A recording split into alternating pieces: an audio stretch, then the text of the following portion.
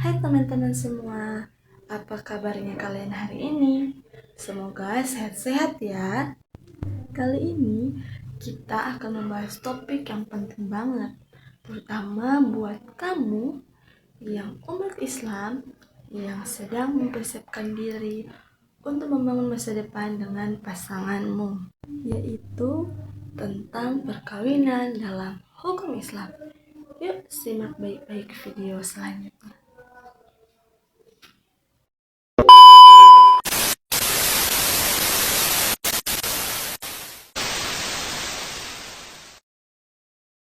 Baik, kita mulai dulu dari pengertian perkawinan dalam Islam.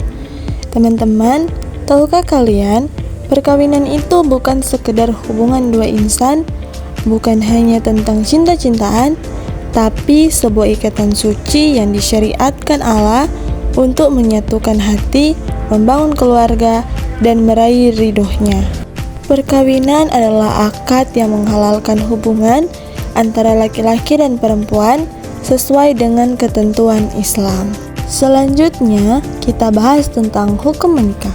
Teman-teman, penting banget nih untuk tahu karena ternyata menikah itu enggak selalu wajib loh. Hukum menikah bisa berbeda-beda tergantung kondisi masing-masing orang. Bisa wajib kalau takut terjerumus dalam zina, bisa sunnah kalau sudah mampu dan ingin menikah, bisa mubah kalau tidak ada alasan khusus, bisa makruh kalau belum siap secara finansial, dan bahkan bisa haram kalau ada niat yang buruk.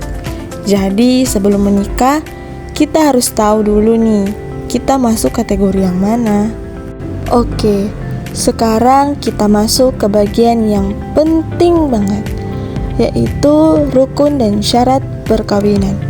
Teman-teman, sebuah pernikahan gak akan sah kalau tidak memenuhi rukun dan syaratnya. Rukun nikah ada 5, yaitu calon suami, calon istri, wali, 2 orang saksi, dan ijab kabul.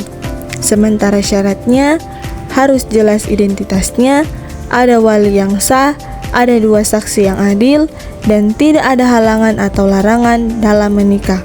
Tanpa ini semua, pernikahan enggak sah di mata agama loh. Teman-teman, dalam Islam juga ada larangan-larangan tertentu dalam pernikahan. Enggak semua orang bisa kita nikahi ya. Misalnya kita enggak boleh menikahi mahram kita, seperti ibu, kakak perempuan, atau bibi. Ada juga larangan sementara, seperti menikah dengan istri orang lain atau wanita yang masih dalam masa iddah. Dan ada larangan karena sebab tertentu, seperti menikah tanpa wali atau tanpa persetujuan yang sah. Makanya kita harus benar-benar paham biar nggak terjerumus ke dalam dosa. Yuk, kita renungkan sejenak, apa sih sebenarnya tujuan pernikahan dalam Islam?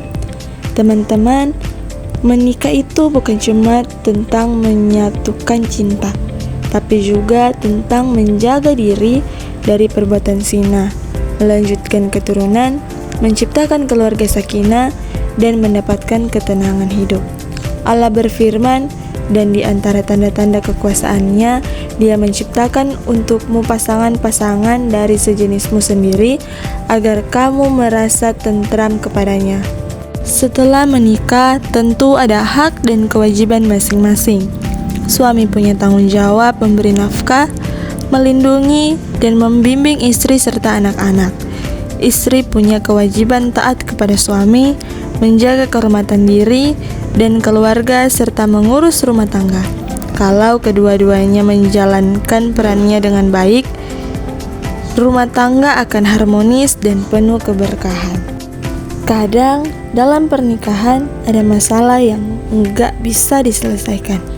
Kalau sudah mentok, perceraian atau talak bisa jadi jalan terakhir. Tapi ingat, ini bukan solusi yang main-main. Islam memperbolehkan perceraian, tapi dengan aturan yang jelas dan hanya jika memang tidak ada jalan lain. Ingat ya teman-teman, perceraian itu solusi darurat, bukan pilihan utama. dan hadis Nabi yang mengatakan nikah itu sunnahku, siapa yang tidak mengikuti sunnahku maka dia bukan dari golonganku. Terima kasih Om Kiam. Bye bye.